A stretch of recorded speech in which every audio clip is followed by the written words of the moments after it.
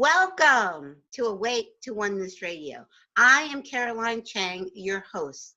The mission of Awake to Oneness Radio is to inspire the world to awaken to the universal truth of oneness. Science is now teaching us that all life is interconnected and interdependent. And spirituality and ancient wisdom has been teaching the truth of oneness for eons. So what you do to a person, you're literally doing to another aspect of yourself. And when mankind awakens to the universal truth of oneness, there will be peace on earth. Today's show topic is living in a mindful universe with Dr. Eben Alexander and Karen Newell. They are the authors of the new book, Living in a Mindful Universe. Thank you so much, Dr. Eben and Karen. Karen, you're kind of new to me. I know a little bit about Dr. Eben. I just wanted to share. I have Proof of Heaven. Good. Yes. I have to share this story with you, Dr. Eben. I was reading this book, Proof of Heaven, your first book, and it was December of 2011 when my son was in the hospital on life support for 5 weeks. And I think I read this book 3 times. I was in the, what do they call it, the ICU with him, and I was just reading this book over and over and over again. And so I actually got the honor. That was in 2011, where he did not transition. He stayed with me. A miracle happened, and he stayed with me. And years later, when he was back in the hospital, I found out that you were speaking nearby. Really? So, yeah, you were speaking at the expo in New Jersey in the spring of 2014. So as soon as I found that out, and that was about 45 minutes from the hospital, he was staying at the hospital in Philadelphia. So you were about 45 minutes away. So I went and I ran and I got my book autographed. Thank you so much. Thank you so much. But I just, this book really got me through a really, really tough time in my life. So thank you, Caroline. That is so, we love hearing your kind of story. All of this oneness that you are taking to the world is an important lesson, and we really all have this beautiful growth coming upon us. So thanks for sharing that about Proof of Heaven. Thank you so much. Thank you. So will you both please introduce yourself, kind of, Karen, Dr. Eben? Like I said, I am familiar with your work, Dr. Eben. I'm not too familiar with Karen, but please share with our listeners. You can pick turns. Who wants to go first? Yeah, I think maybe I can start and just say that I'm a neurosurgeon. I spent more than 15 years teaching at Harvard Medical School, thought I had some idea of how brain, mind, and consciousness work. And then in November 2008, I was very suddenly driven into coma from a very severe, what's called a gram-negative bacterial meningoencephalitis. It's basically the worst kind of meningitis you can have. My doctors had evidence, even in the first few hours, that the human part of my brain, the neocortex, which modern neuroscience would all agree is absolutely essential for any kind of detailed conscious awareness, had been very effectively inactivated. My disease showed that very clearly, the neurologic exams, the CT and MRI scans, the lab values, and I was in that coma for a week. Nothing should have happened, and yet everything happened. I had this incredibly robust experience while my brain was offline, and then came back to this world with a brain that really was very much wrecked. I had no memories of my life before. Didn't even recognize my mother, my sisters, my sons at the bedside. But I did know where I had been. And over the next 8 weeks, all of my prior knowledge, including all that time spent in neurosurgery, neuroscience, came back to me. In fact, it was more complete after 8 weeks than it had been before the coma. That's just strong evidence that memories are not even stored in the physical brain. That's something we cover in our book. But the spiritual journey, which is the one that you referred to in mentioning Proof of Heaven, was one that by all accounts, by scientific accounts, could not have happened. And that's why I am asked to speak to medical and surgical and nursing groups about this, because they understand how extraordinary this journey is. In my recovery, is as shocking as anything. I mean, when you go through the medical details of my case, and yet to me, the deeper mystery is that anything, that I had any phenomenal experience at all. And I had an experience that was far more real than anything I'd ever experienced in this earthly life. I've spent the 9 years since my coma trying to come to a deeper understanding. Proof of Heaven is more of a question mark than anything. But this new book, and I'm honored to be with my life partner, Karen Newell, who is my co-author of Living in a Mindful Universe, is really trying to put some answers to all that. And the good news is it's all completely consistent with modern quantum physics, modern science. Some people are under the erroneous conclusion that modern science disagrees with an afterlife and reincarnation.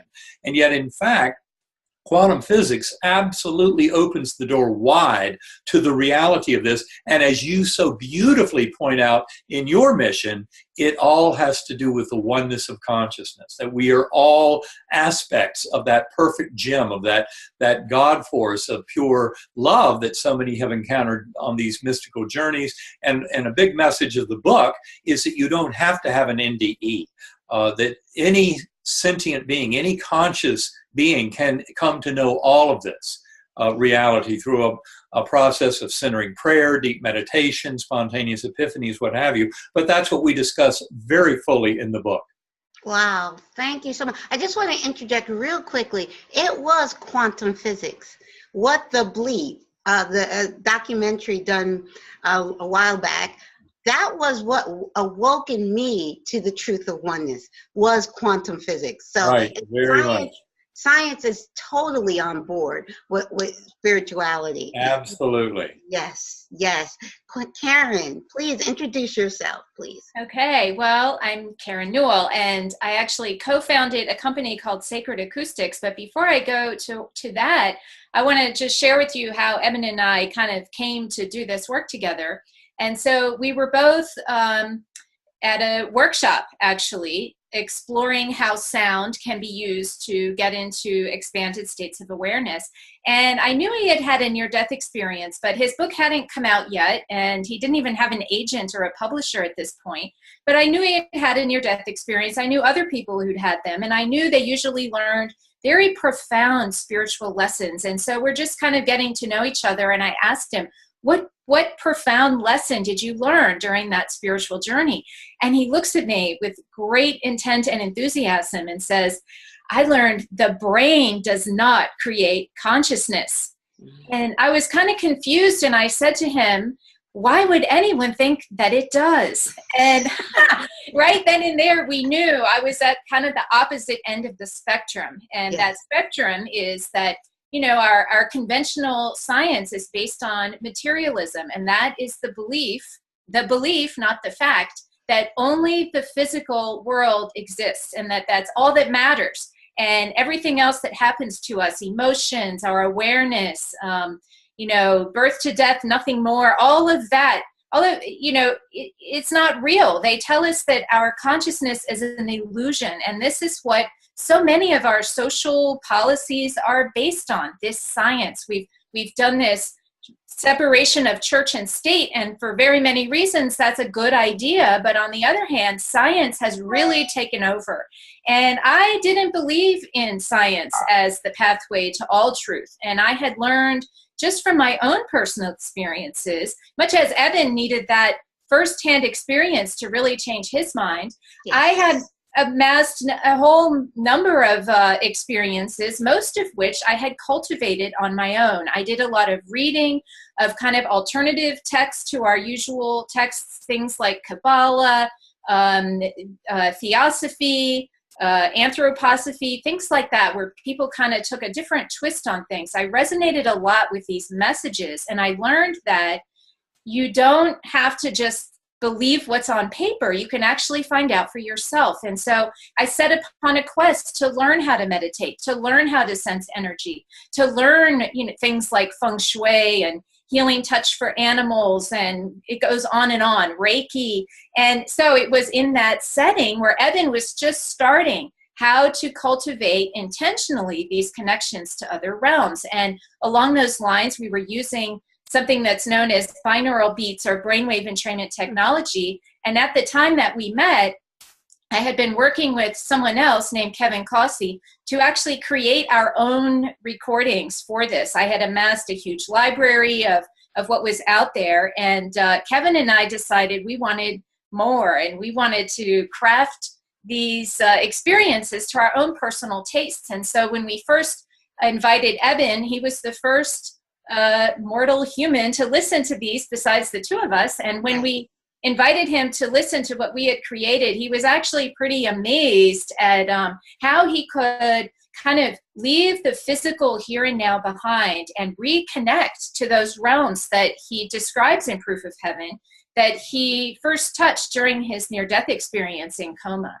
Wow, wow, wow, wow. That is so amazing, because I just, everything you said, everything Dr. Eben said, I resonate with. And I love the word you use, resonant, because that is, I was brought up in a Christian family, was sent to Catholic school, but from a very young age, what the dogma of Christianity did not resonate with me. And I'm talking about when I'm 3, 4, and 5 years old, but I was brought up also in a household where a child is to be seen and not heard. So I couldn't say to anybody, nah, that doesn't sound, that doesn't resonate. And of course I didn't know the word resonant, but it never resonated with me. So my whole life was kind of seeking something that resonated.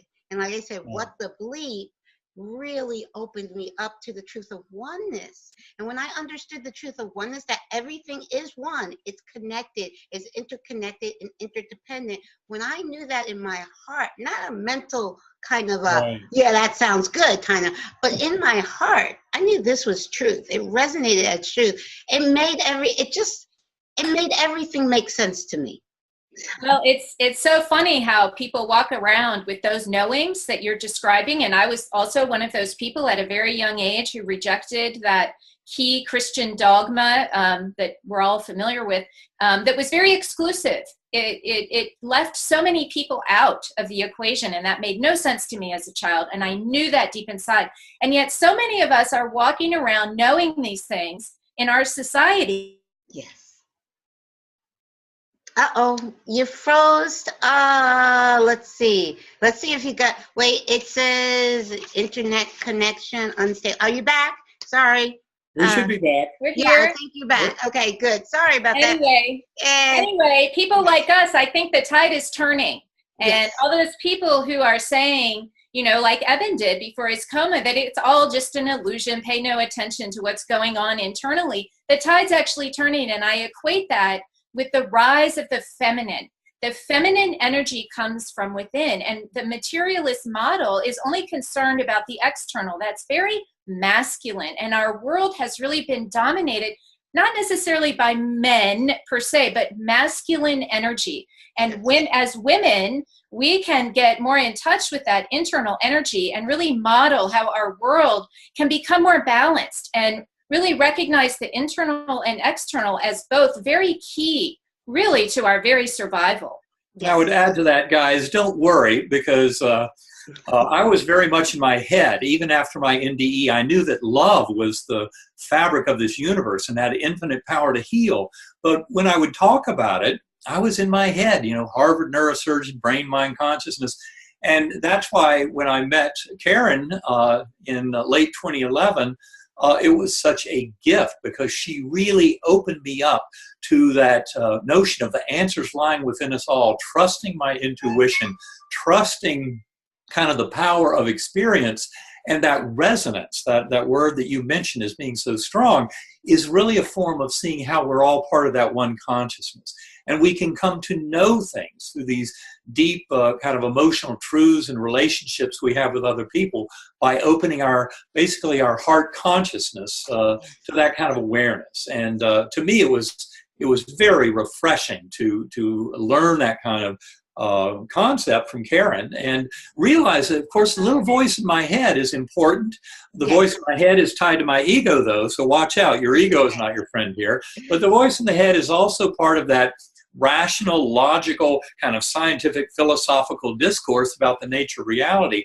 And yes, it's important for conveying a lot of information that we try to share with other human beings. But at the end of the day, the only way to really resonate and come to know these truths is to trust your intuition, go within, feel that heart consciousness and resonance with others, and realize we're all in this together as part of that one mind. And it's very much a journey of kind of intuition and trusting your heart and coming to realize that we really all share a very common mission here of coming to this awakening to oneness. Now, I just want to add, now that he's brought up the heart, it's not just a It is, of course, that feeling state, that knowing in your heart that you described, but there's actually science that backs this up. And I noticed that you have interviewed the man from Heart Math, I think Howard Martin.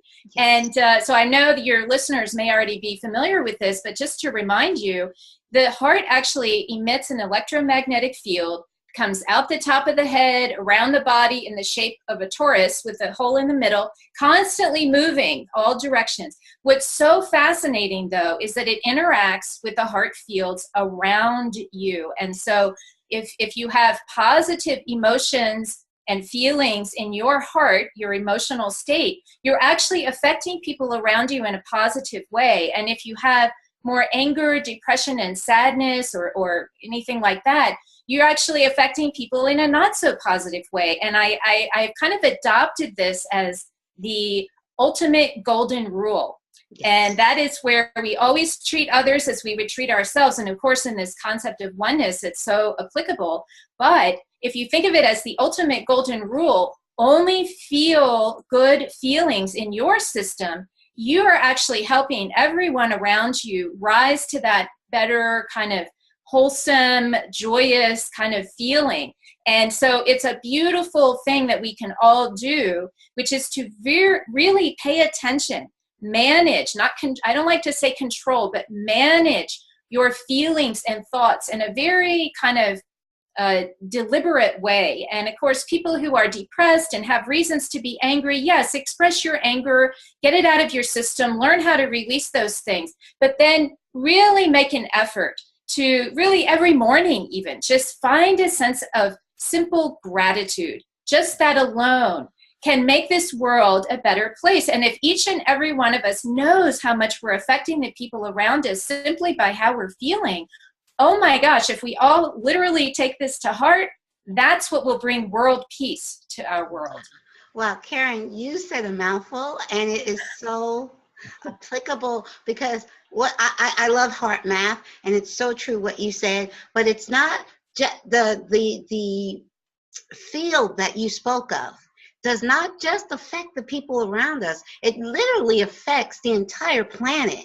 Yes. And Mother Gaia she's a living being, and in effect, so literally when you're feeling happy and joyous, the whole planet and everybody on it is feeling that much more joy because of your joy. That is so true. And I'm glad you mentioned about if a person's feeling depressed or down, because I have to tell you, I have to share this.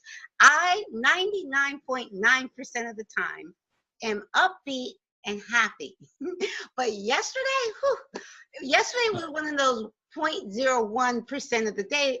I live in the Northeast in the Poconos, Northeast Pennsylvania, the Pocono Mountains. And we got hit with 3 feet of snow a few days ago and 2 feet of snow yesterday. Now, Friday, it was complete whiteout conditions all day. Yesterday it was complete whiteout conditions all day. So now we have 5 feet of snow on the ground here. And for some, I love snow. I wouldn't live here if I didn't. But I've been here 26 years. I love the snow. But a little lack of sleep and the whiteout conditions yesterday, it was like, I know I shouldn't let the outer world affect how I feel inner. But I allowed it. I allowed the outer circumstances of lack of sleep, whiteout conditions to just all day yesterday. I was like, and I know I shouldn't be, because I know this. I know that, I know all of this so well. And I was like, oh, okay, well, I'm just going to let myself feel what it needs to feel. And I felt like crying, I cried. I felt like screaming, I screamed. I like you said, I let it out. I released it. And then woke up this morning, it's like, thank you for this beautiful, now it's not snowing, but everything is winter white. Thank you for this beautiful winter white day. Good. So, yes. You let it go beautifully because you're glowing right now. You certainly don't seem to be encumbered by any 5 feet of snow anywhere. No. And thankful with help of my neighbor and his snow blower and my shovel, I've cleared a path and cleared the driveway, cleared the car, and so. Well, we do need to learn how to release our emotions in constructive ways. We're taught that emotions are bad, that's girl stuff. Oh, you're acting like a girl. And it's like, oh my God, yes, we are acting like girls because we know how to express our emotions. But what we've been taught in this masculine kind of energy is to suppress that emotion, to not express it.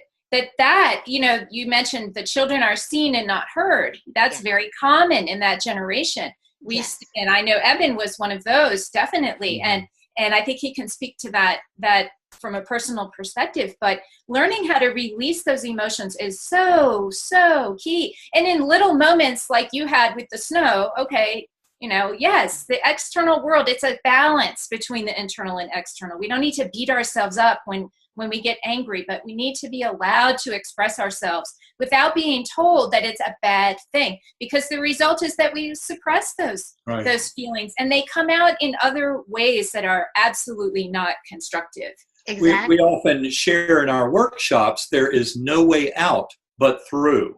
This is not about dodging and avoiding, the unpleasant things, the bad things. And in our book, Living in a Mindful Universe, we cover things like loss of a child and suicide, death of a spouse, terminal diagnosis, the really tough things. Yes. And we're really here to learn and teach through those hardships. That was one thing that became very clear to me in my journey as described in Proof of Heaven, but I've expanded on even more, in the recent work, is that we're really here to use those challenges and hurdles in life as stepping stones. They are what allow us to grow. And it's by facing those hardships and difficulties, but with that much more kind of mature higher self that Karen and I in our play shops help people develop through meditation, through centering prayer, but especially sound-enhanced meditation, develop that observer within. That is the deep mystery of consciousness. And for your listeners, just to point out, the little voice in your head, and that's certainly the voice of your ego, is not who you are. Those little thoughts running away is a little more than a parlor trick. And in meditation, one can start to develop a much richer relationship with that, what we call higher soul. But your higher soul is not limited to you. Your higher soul interacts with the souls of all others. It's part of that one mind. Yes. But it's the part that has that higher view. Yes. My first words when I came out of coma was all is well. All is well. And that's very crucial to remember. But when I say that, important to say that it's kind of a measure of your perspective. And in meditation, what I try to do personally, especially when I have challenges in my life, people who I might find challenging or situations that seem very tough to deal with, often in meditation, I can put that little voice of my ego that uses fear and anxiety, I can put that into timeout because that is not who I am. My consciousness is far bigger than that.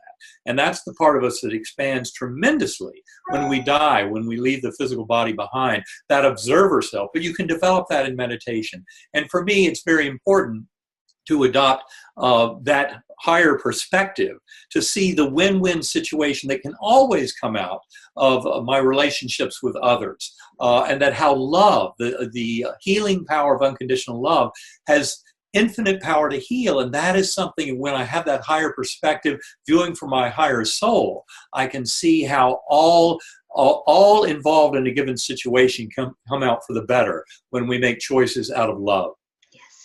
That is so true. And you touched upon the difficult situations, and I'm not sure, see, I get different listeners for every show, but my story touched upon all of those things you spoke of. In 2011, when I was reading this book, the doctors told me my son wasn't going to live in December 2011. But that wasn't the case. Like I said, I experienced and witnessed a miracle that December, and I call it the miracle on 34th Street because the hospital was on 34th Street Christmas time. And doctors told me my son wasn't going to, well, doctors told me he was on life support. They said he wasn't going to live. They asked permission to take him off. I did not give permission, and what I did not go back, and I think I went back into his room maybe once, but I knew exactly when doctors were giving me this information, and I was awake to the truth of oneness at the time, and I knew we were in our bodies. I knew we were eternal spirit. I'm like, okay, it's time for me to get off this train. I tried to commit suicide right there in the hospital waiting room, and there was a small, tiny waiting room a couple of floors up from the ICU, and I took a bottle of over-the-counter sleeping pills. I think I threw some Tylenol in there. I wanted to just do the trick, and I wrote a suicide note. My son was not going to bury me. I was going to bury my son. And I was also hoping that he needed a new heart and that they could take my heart and give it to him, So I was unconscious for 2 days. And then they had me on 24-hour suicide watch, and during that time they allowed me to visit with my son was still on life support. They allowed me to visit with him for about 30 minutes a day, supervised visits. And I remember the last time I had a supervised visit with him, I whispered in his ear, I said, Kyle, get better so we could both go home. That night he pulled himself off of life support. He pulled out the ventilator. He pulled out the feeding tube. All of his vital signs, everything was perfect, like he was never even sick. And doctors were like, so he and I went home in December 2000. We went home the day before New Year's Eve, and we celebrated New Year's Eve together. And I said to God at that time, I said, I'll never forget this. I don't care what happens from this moment on. I'll never stop thanking him for letting me bring my son home in December of 2011. So he did go back in the hospital April of 2014. And as he was going back, the ambulance was taking him, and I was going to ride behind the ambulance. I said to God, thank you. Thank you. That was a 2.5 years. I don't know what's going to happen. Don't know if I'll be able to bring him home this time. But thank you. Thank you for allowing me to bring him home that time. And so he did. He was in the hospital for 3 months in the spring into summer of 2014. And he transitioned on July 1st, 2014. But when he transitioned, I was completely at peace. I knew, yes, I knew it was his soul's decision and his time to go. And I knew that he wasn't gone. I know there's only eternal life, and he's the co-host of this show. He told me that through a medium. He's very proud of what I'm doing with the show, and he's the co-host. So he's always with me when I'm doing a show. He's right here. He's never gone. Well, that is so beautiful. I mean, you bring up several really crucial points. I think gratitude. It's as Cicero said, it's not only the most important of virtues, but it's the parent of all virtues. And I think that's certainly one gift that I received after my coma, was knowing that the only appropriate response to this existence, no matter what it deals us, is one of gratitude and thankfulness for all that is and all the beautiful gifts in our lives, and gratitude for those hardships, because they are what allow us to grow. Many people, when you're going through the hardship, can't make sense of it. Like, why in the world, is my son ill with this disease and I have to lose him from this physical world? But obviously, and this is something that became very clear to me, especially when I found that my story was so helpful to parents who had lost children, was I came to realize that in just about every one of those cases, the child was seen as the pillar that got them through it, even though the child might physically not survive. But the soul group was strengthened through this. And when you realize that our souls are eternal, and especially, as we discuss in Living in a Mindful Universe, the reality of reincarnation, which is that we come back again and again with our soulmates, all in this process of ascendance towards oneness with the divine. And the scientific evidence for reincarnation is very strong. If you look at the work of Ian Stevenson and Jim Tucker at University of Virginia, with more than 2,700 cases of past life memories in children studied over the last 50 years, yes, where the most ready explanation is actually one of reincarnation. Yes. We've got to take a much bigger view of the nature of reality and of the natural world. And it very much involves that primacy of consciousness, that we're here bound together through love, that oneness is the connection that is so apparent through the deepest studies of consciousness, brain, mind, and quantum physics in the world today. And this world is waking up. Science and spirituality are coming together over this beautiful kind of awakening. And as you are so beautifully bringing to the world, it's all about that oneness, that we're all facets of the gem, the diamond of the one mind, of that God force of love. So true. That is so true. I can't wait to read your new book, the Living in a Mindful Universe, which is that's where we're headed for. The world is, yes, please show us the book cover. Thank you. There we go. Yes. There it is for your listening audience. Yes. The two of us. Yes. Eben Alexander and Karen Newell. Yes, very. So, something that we really focus a lot on in that book is it's one thing to talk about these things and make decisions about what religion we are or what religion we aren't and what we believe and what stand we take. But what we really want to make people realize is it's about how you incorporate that into how you live your life on a daily basis. It's not just, oh, I believe in this or that. What happens when you realize this concept that science clearly supports, that we're all connected as one and that each of our actions contribute to our collective unfolding reality, that empowers each of us to realize how vital we are. Each facet on the diamond is critically important to all the rest. None of us, not one of us, is insignificant. And so this is a new kind of thought. This is not something that at least our conventional Western culture is used to supporting. It's about survival of the fittest and competition and, who can be the best. And of course, that implies there must be a loser. No one is a loser. Everyone is important. And the way that you can really get in touch with this on a daily basis is to start to get to know your own personal inner observer.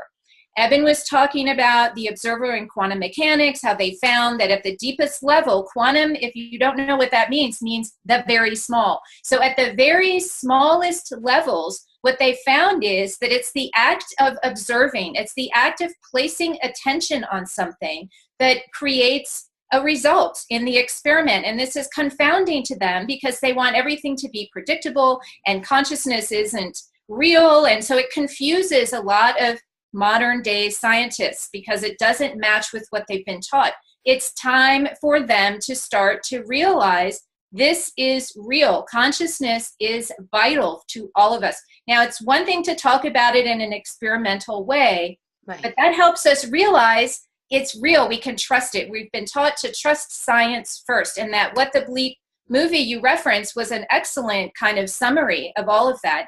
But each of us, if we can get to know that internal observer, what is that? Well, that's the part of us when I first became acquainted with it very well, when I first sat down to try to meditate. It was very, very challenging to sit down and meditate because of the racing thoughts that were going through my mind. And I thought, I'm just too busy. I got to get all these things done. I don't have time to meditate. This is a waste of time.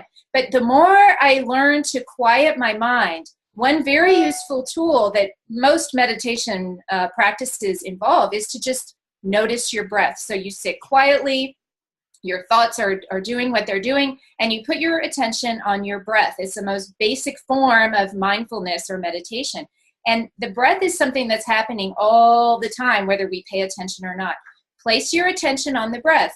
When you do that, the thoughts kind of fade away in the background. But what typically will happen is your mind will start to wander. This is your opportunity to know more about that observer, because when your mind wanders, it's the part of you that notices, oh, I'm not paying attention to my breath anymore. These random thoughts are going on. That's your internal observer. The more you can get in touch with that kind of attention or awareness behind all your kind of thoughts that happen that seem to just go on without any, focus of yours, that observer is where you place your attention. That is exactly what is at the root of those experiments in quantum physics. Where you place your attention is what affects the unfolding reality. So if we're all, paying attention to all of the negative and turmoil in our world, well, then that's what we'll see.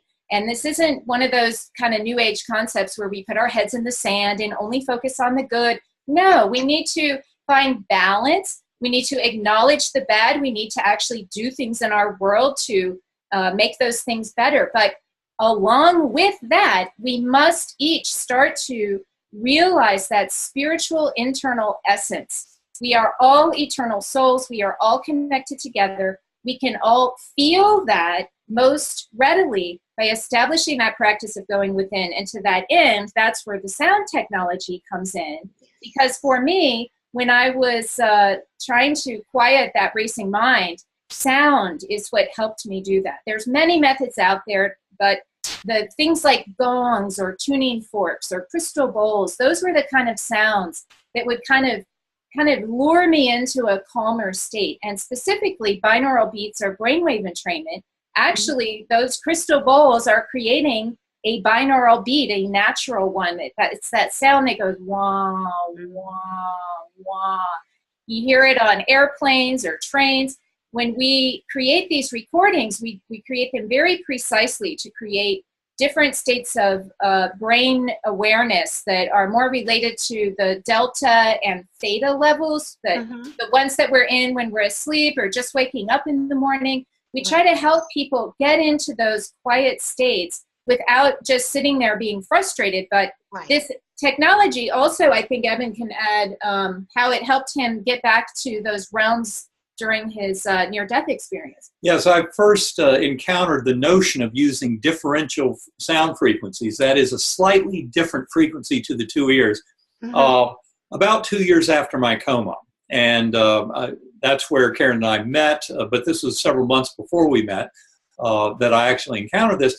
And the reason it appealed to me is I knew, that the big mystery from the medical neuroscientific viewpoint about my experience, and the reason the medical community took it so seriously, was the fact that this meningitis was so effective at wiping out my neocortex. That's the outer surface of the brain. That's the part that modern neuroscience insists must be involved in any kind of detailed conscious awareness. So the fact that as my neocortex was taken down by this very well-documented damaging meningoencephalitis I had, bacterial meningitis, that in fact that's exactly when I had the most robust, expanded conscious awareness of realms that were far richer and more real than this world. Yes. And to me, that was a really deep mystery. I remember when my older son, Eben IV, who was majoring in neuroscience in college at the time, came home from school 2 days after I got out of the hospital from my coma. I told him it was way too real to be real. Right. Because to me, it was. And I thought somehow that had to be a massive hallucination that would occur when you rip the neocortex all to shreds and had nothing left to produce consciousness. And yet, why was it much more real than this world? And that part was a big mystery. And so what I wanted to do was duplicate that. And so when I heard about differential sound frequency, what I realized is that by putting these separate frequencies into the ears, we're actually intercepting consciousness very low in the brainstem in a circuit that arose more than 300 million years ago. So very, very early on in the rise of the animal kingdom, this circuit came to life, and it has to do with alerting mechanisms, and that is a way to modulate the dominant kind of neocortical and thalamic interactions in the brain. So I think what we're doing with these differential sound frequencies is basically allowing you to take your conscious awareness and set it free from the, from the basically the workings of the neocortex. Yes. Because your brain is not creating your consciousness at all. The brain is more of a filter, a reducing valve that allows consciousness in. All we're doing is thinning that veil and enabling you to have a far richer, more robust connection to that universal mind and infinite consciousness.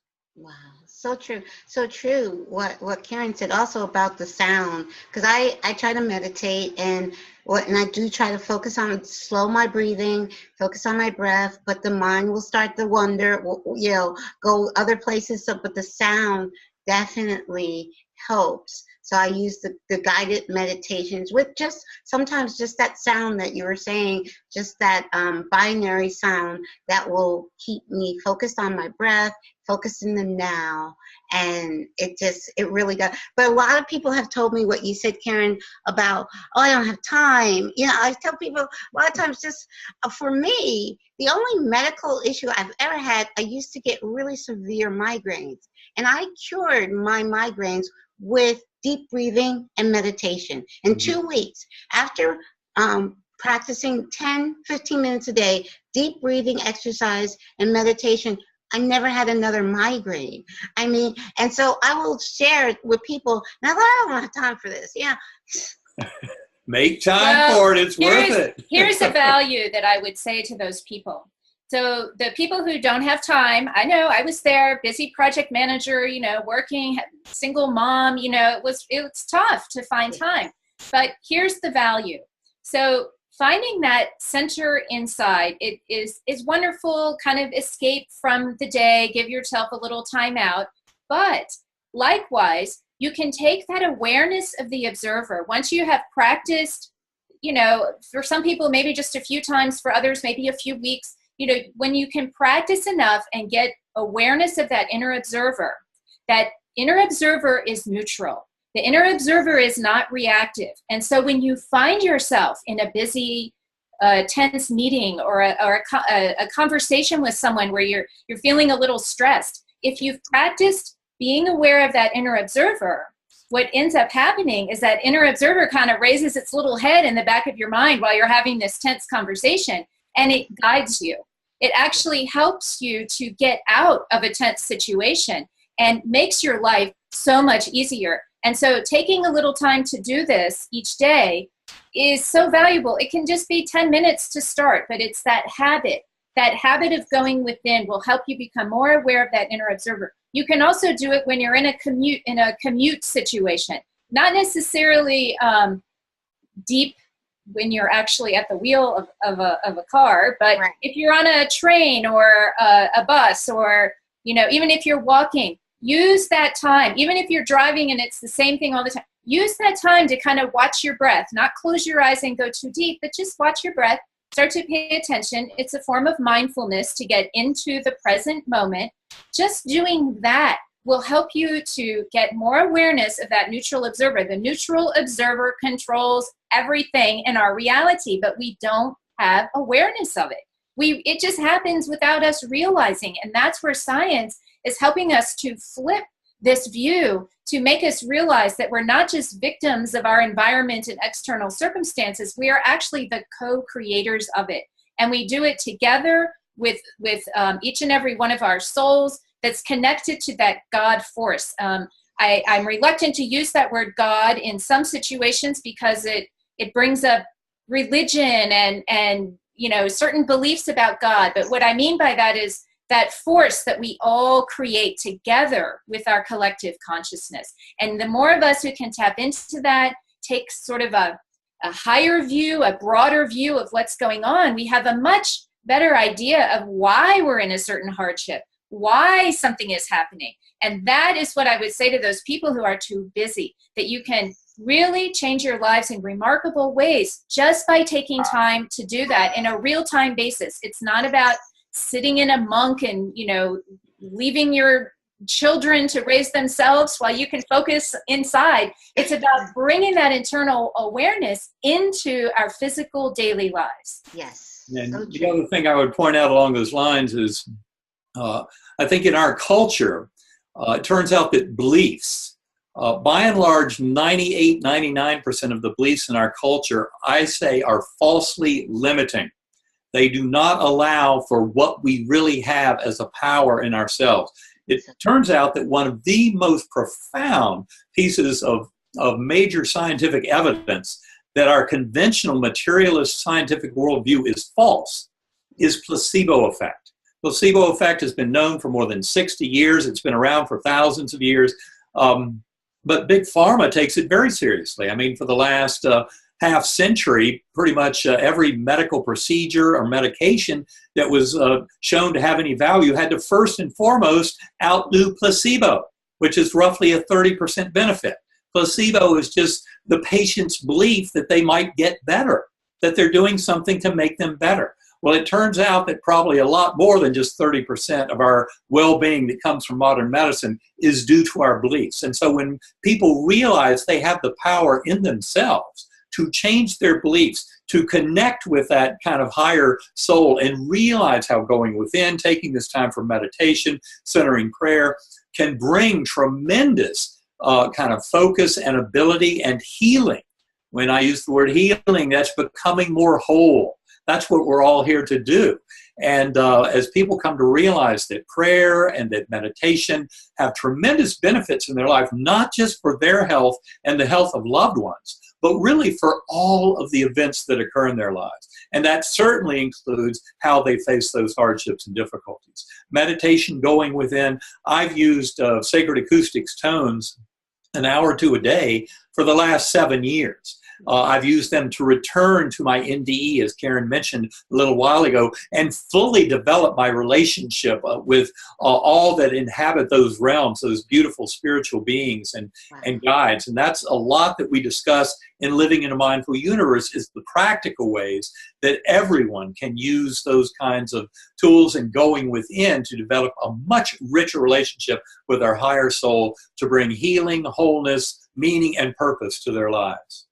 Wow, that is so, so true. And like you mentioned, Dr. Eben, is love. That's what I know that science has shown that everything is energy, vibrating at a frequency. And that energy I call God, I call love. But also God and love, those two words I use interchangeably.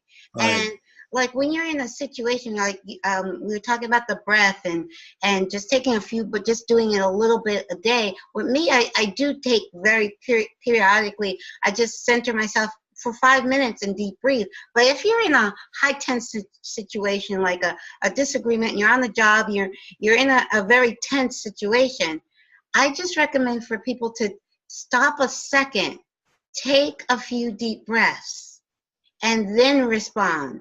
Instead of responding, right away from that energy that is just kind of calm yourself. Like you said, the inner knowing, that inner being within you has all the answers. And if you just step back from the situation, even for a second, and take a few deep breaths, you come at it from a higher consciousness and from a place of love instead of a place of anger. So yes, that is so yes. That's very true. And the only thing I would add is what I believe I've witnessed personally is just by meditating daily, and it can be 10 or 20 minutes. As I said, I try to do an hour or two, might be in the middle of the night, but it's whenever I can do it. But the important thing to remember is you do that day in and day out for months and years, your entire mind starts to shift your brain into a way that, as you point out, this way of kind of focusing, taking that higher perspective when you're in a challenging situation is far more effective, because your mind is naturally, because of that daily meditative experience, is naturally able to just get right into that mode of connection to that higher soul, so that you have access to that kind of harmony and resonance in your daily dealings, even if you're not in an active state of meditation at the time. Yes, so true, so true. So please share, I don't know if we got off the topic, but I don't think we have. Can you share more about the new book, what we can find in it? Well, I think it's a real blend of science and spirituality. So Eben, being the science guy, he Everything in there has a foundation that is related to science. And we bring in all kinds of spiritual topics such as mediumship and meditation, after-death communication, love, of course, how to deal with hardships, all of these kind of practical approaches to bringing that real science of oneness into our lives. Now, the first half of the book is recounting Eben's experience when he first woke out of coma, more of his personal journey of how he was deliberately trying to explain how this could have happened, the scientists he encountered, the steps that he took, and then we really go into how all of that knowledge can be applied to each of our daily lives. We've been exactly on topic. Everything we've discussed is in this book. And it's a really ambitious book to both keep the science-minded engaged, but also the spiritual-minded engaged. It was ambitious to keep it on a level to engage both sides of that audience, but it's high time that we did not have science books over on one half of the room and spiritual books over on the other half of the room. And those people at a party kind of dividing into different rooms, you know, and it's time to bring them together. And so we feel like this is what our book really represents. And I want to just tell your listeners about something that is completely free on Eben's website, ebenalexander.com/33 days. You can just get to it from the homepage as well, but it's a course that we put together completely free. It actually highlights 33 concepts from the book, one each day. You'll get an email, just enter your email, and we don't spam, we just send the emails that you sign up for. And included with that are how to apply these concepts into your life in a practical way, much as we've been discussing, along with some of these sound tools we've been talking about. So that's all available on Eben's site, ebenalexander.com, and sacredacoustics.com. Of course, all of your listeners, we have a free download available. Again, enter your email. You'll be sent a link to a file. What we say is, don't believe up here anything at all that we're saying.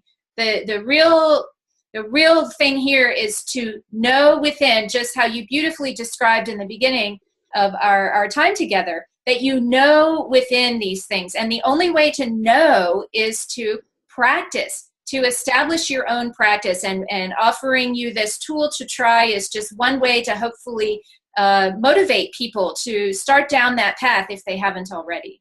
Yes, I love what you just said. Just wanted to say I love what you just said, because I always say on this show, I'm not a teacher, I'm not a guru. And I always say the answers you seek are not the books and teachers and lectures and all the stuff, all the tools we're talking about are great, but the answer is within. It truly is. That's where the true answers are. Yes, go ahead. Right. This is a journey of experience, and you're not going to get there from being an armchair philosopher. So the book kind of sets the stage. I would say the first 5 chapters of Living in a Mindful Universe really show what's wrong with our current materialist science. In fact, it's very outmoded. It should have died more than a century ago with the advent of quantum physics, and yet it hasn't. And the problem with that materialist science is it sets the backdrop for this notion of separation, that we're all separate from each other. And Karen had mentioned a little while ago that 20th century science even threw other problems into the mix with, for example, what I would say is a misinterpretation of Darwinian evolution, talking about survival of the fittest, whereas most biologists today will admit that all the success in biological systems is through cooperation and collaboration, both within species and between species.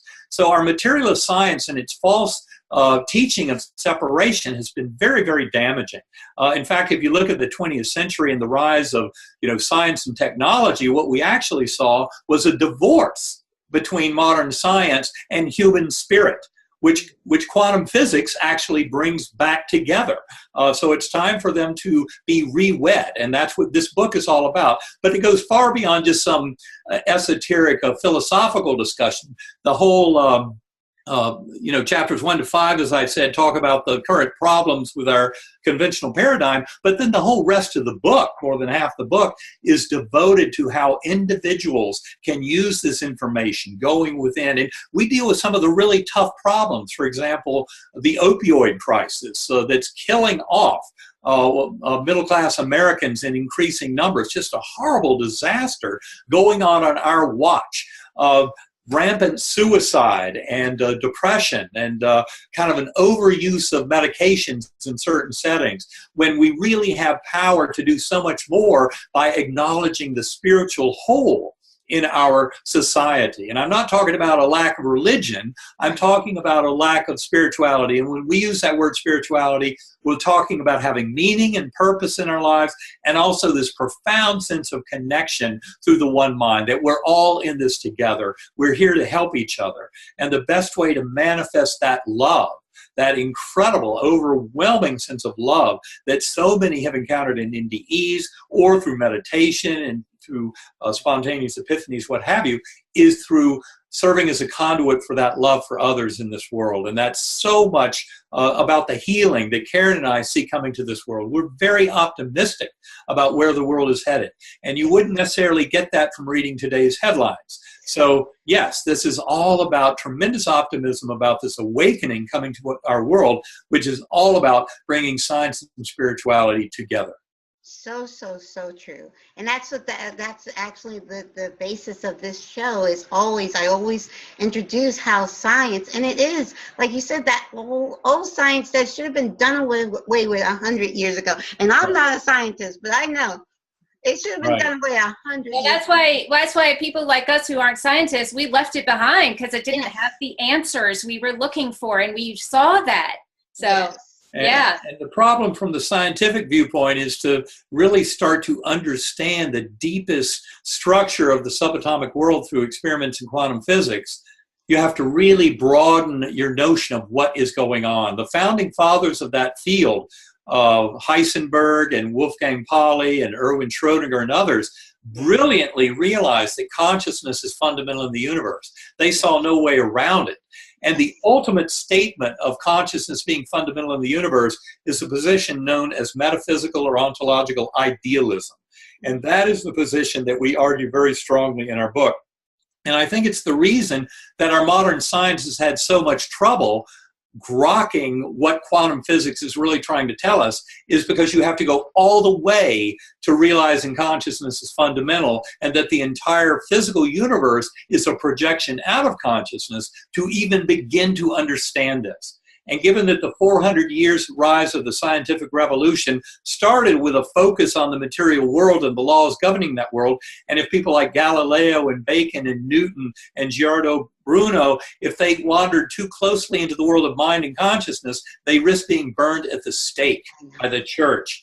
And that was burned in their DNA over centuries. And that's one of the reasons why materialist science has such an incredible trouble understanding what quantum physics is trying to say. Now, but it's about that oneness. I like to point out that at the core of that misunderstanding is a belief, an assumption that the physical world is all that exists. That's kind of where we started with this conversation. The belief that the physical world is all that exists. That's a limiting belief right there. That is actually dogma. That has not been proven. That has not been proven in a laboratory. It is not a fact. And scientists are walking around, science-minded people, which I don't want to be too sweeping generalized here, but people who are stuck in that paradigm of materialism, it all hinges on that one belief. It's an assumption, not a fact. And so really that belief is no different than some of our religious dogma beliefs that have no basis in fact, that are just simply assumptions that people have chosen to believe and structure their whole worldview around. And so these hardcore kind of limited belief scientists are really guilty of the same thing. That's what's so remarkable to me. That is so true. That is so true. And like you said, it's so old. It really is, because it's so, when you look at today's science, modern science, it proves that there is a bigger reality and that we are all connected to it. I love that, and that really, quantum physics proved that over 100 years ago. So it's so wonderful. Please share with our listeners how they can follow your work and get in touch with you. Well, they can go to ebenalexander.com, like I mentioned a moment ago, and also sacredacoustics.com. And Eben has what's your social media? Yes, people can also follow me on Facebook if they follow Eben Alexander, MD. Yes. And then also on Twitter, my Twitter name is Life Beyond D. Came from the old days where you had to have a very short Twitter name, Life Beyond D. But people can also find me as Eben Alexander, MD on Twitter, I believe. But that's where we try and post any new interviews and presentations. We go around the world giving play shops on these meditations and other talks that we give. And we try and put word out there. And then, of course, on my website, ebenalexander.com, I also try and keep that up to date in terms of upcoming events around the world. So people can look there on the event page, see where we've spoken in the past and where we'll be speaking in the future. And they can get the book on Amazon? Is that at the website or Amazon, both? Okay, awesome. Yeah, the website has links to all the different providers, but you can also get it at your local bookstore or wherever you buy books. Awesome. Great. I love this because I love having scientists and medical doctors. I've had several on the show because you have those people that still you got to show me proof. You got to show me proof. And so whenever I bring on a scientist or a medical doctor and they're showing that this is the way of the future. We are, spearheading in a new direction, which is more unified and a collective and not separated, and that we are one, and that's how we survive. We together. That's true. Very beautifully put. Thank you. Right. Thank you both so much for being my guests. And I definitely am going to look at the website and see when you're going to be in the north, because you're in the east, I think. We're in Virginia, in Charlottesville. We'll be UVA right here. Yes. All right. Excellent. Kyle, my son was born at the University of Virginia. Really? Wow, that's beautiful. I lived in, I love it there. This is such a beautiful area. I lived there for six years. It is such a beautiful area. Although Eben is very jealous that we don't get as much snow as you described. Yeah, I like a little more snow down here. I miss the springs down there because when I remember living in Charlottesville, Virginia, or outside of Charlottesville, the spring was so beautiful. April was a beautiful month of color. Up here in the Poconos, I love it here, but April is like, ugh, you don't see not a bit of color. That's true. We're getting daffodils and crocus and forsythia starting. So it's starting now. Oh, see, we don't see that. I just remember April was so beautiful and Easter was so beautiful in Charlottesville. It is so yucky. We don't get color until Mother's Day. Oh, wow. Wow. Yeah, that's a little rough. Yeah. I remember 25 years in Boston, the springs were very lackluster, but the winters were quite spectacular. So I enjoyed that. And long. I enjoyed the winter sports and everything with my sons. We would ski and ice skate, and they would snowboard or ski, and we would just have a lot of fun. We'd build these huge snow forts and everything. Yes. It was great. Well, I'm coming. I love Charlottesville. I'm coming to visit you guys. I love it there. Good. Well, come on down. And one other thing, while you're speaking of UVA, I just wanted to point out probably the world's leading scientific group on the study of non-local consciousness is at UVA. Oh. The Division of Perceptual Studies, currently headed by Dr. Jim Tucker, Ed Kelly, Bruce Grayson, do tremendous work there. They wrote a book in 2007 called Irreducible Mind, Toward a Psychology for the 21st Century, and then a book in 2015 called Beyond Physicalism, Toward a Reconciliation of Science and Spirituality. Those are the two most profound and powerful scientific books on these topics that I know of. And there's your proof. There's your proof. You read those. And thank you so much. Well, now I'm going to invite them on Awake to Oneness Radio. Good. Thank you so much. That is great. Wonderful. Thank you so much. This has been so wonderful. This is my passion, to have these conversations with people who are awake, to the truth of oneness and living it in our daily lives, because well, thank you so much. That is important. Thank you for having us. You're Thank you. absolutely right. Thank you. Thank you. Thank you so much.